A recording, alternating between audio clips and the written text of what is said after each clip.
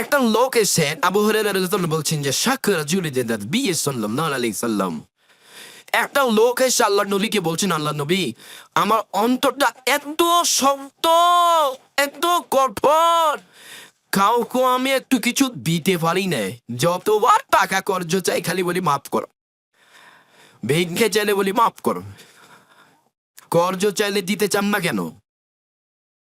টাকা থাকার পরে না বলেন কেন? 1 টাকা দান করলে 10 নেকি হবে, আর 1 টাকা কর্জ দিলে 18 নেকি হবে।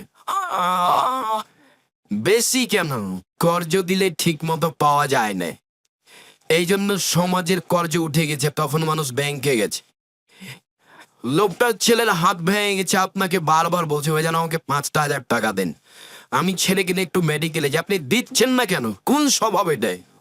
জরুরি মানুষকে কর্জ দিতে শিখন, জরুরি। সবাইকে বলছি, কয়জন আপনার কাছে টাকা পায়? হাত উঠিয়ে দেখলে ধরা পড়ে, অথচ টাকা ঠিকই আছে, ব্যাংকে আছে। আপনারা এই হিসাবে আপনিও আমিও আছি, যারা কর্জ দেয় তার মধ্যে আমিও আছি ইনশাল্লাহ, চিন্তা করবেন না। আর বাড়ির নাম মেহমান খানা, আমার মা বলে দিয়েছে বাড়ির নাম মেহমান খানা। হিন্দু, মুসলমান, বৌদ্ধ, খ্রিস্টান যে আসবে সে থাকবে, খাবে, 2 দিন থাক, 5 দিন থাক, 1 মাস থাক, কোনো সমস্যা নেই। আল্লাহ ভরসা ইনশাআল্লাহ। আপনিও পরীক্ষা করে দেখতে পারে। আমার মা রেখে দিয়েছে এই বাড়ির নাম হলো মেহমান খানা, পুরুষ নারী যাবে, থাকবে, খাবে। শুনুন, একটা লোক এসে বলছে আল্লাহর নবী আমার অন্তরটা খুব শক্ত, কাউকে কিছু দিতে চায় না, এইটা তার অভিযোগ। তখন আল্লাহ রাসূল বলছেন শোনো শোনো শোনো, ইমসারাসাল ইয়াতীম ওয়াতামাল মিসকিন ইয়ারহাকু কলবু, তুমি এতিমের মাথায় হাত বোলাও, এইভাবে হাতটা রাখো আর মিসকিনকে খেতে দাও, তোমার অন্তর নরম হয়ে যাবে। তোমার অন্তর নরম হয়ে যাবে, 2টা কাজ করলে অন্তর নরম হয়।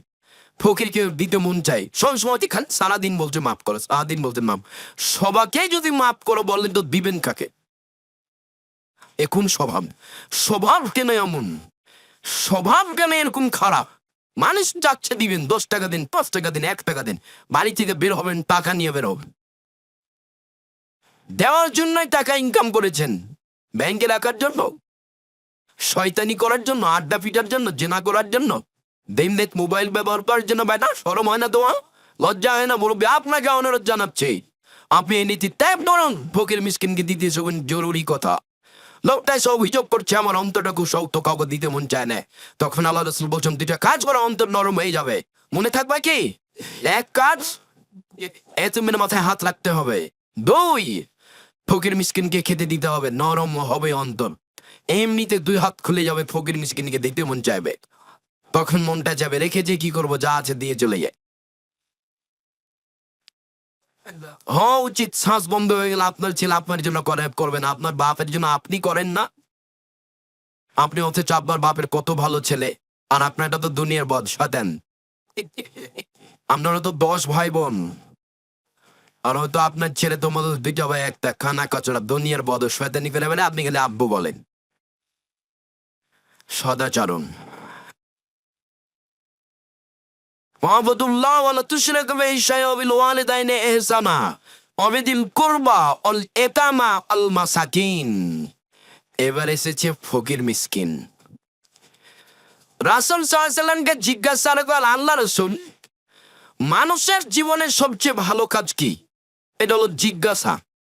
তখন আল্লাহ রাসূল বলছেন তুতিমুত তাওমা তাকরাউস সালাম আলা মান আরাফতা ওয়া লাম তারিফ। অসহায় ফকির মিসকিনকে খেতে দিবা, এইটা তোমার জীবনের সবচেয়ে ভালো কাজ। তারপরে যাকে চিনো তাকেও সালাম দিবা, যাকে চিনো না তাকেও সালাম দিবা। মিসকিনের সাথে সদাচরণ।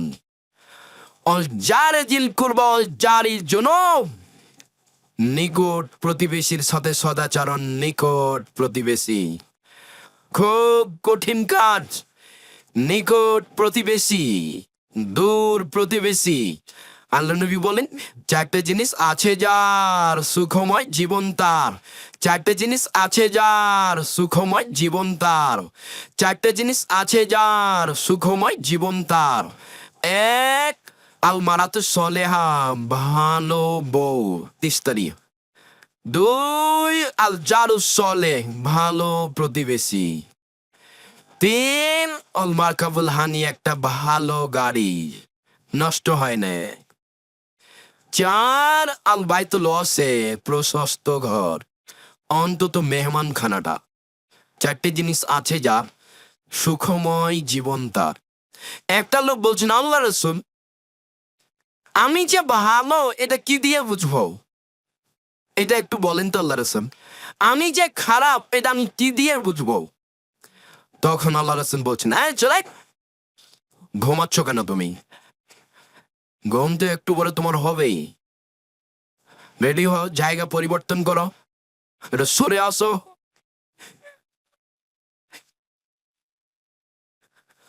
আমি যে ভালো এটা আমি কি দিয়ে বুঝবো? তখন আল্লাহ রাসূল বলছেন, এই যা সমিতা জিরা নাকি এখন না হাসান দাও কাদা হাসানটা। যখন তুমি তোমার প্রতিবেশী থেকে শুনবে তোমার প্রতিবেশী বলছে ভালো, তখন তুমি ভালো। ওই যা সমিতা মেন হন আসাতা ফটা দাসাতা, আর যখন তোমার প্রতিবেশী বলবে তুমি খারাপ, তখন তুমি খারাপ। সদাচরণের 4 নম্বরে আজকে মনে হয় সদাচরণের 4 নম্বর হক রাখে প্রতিবেশী।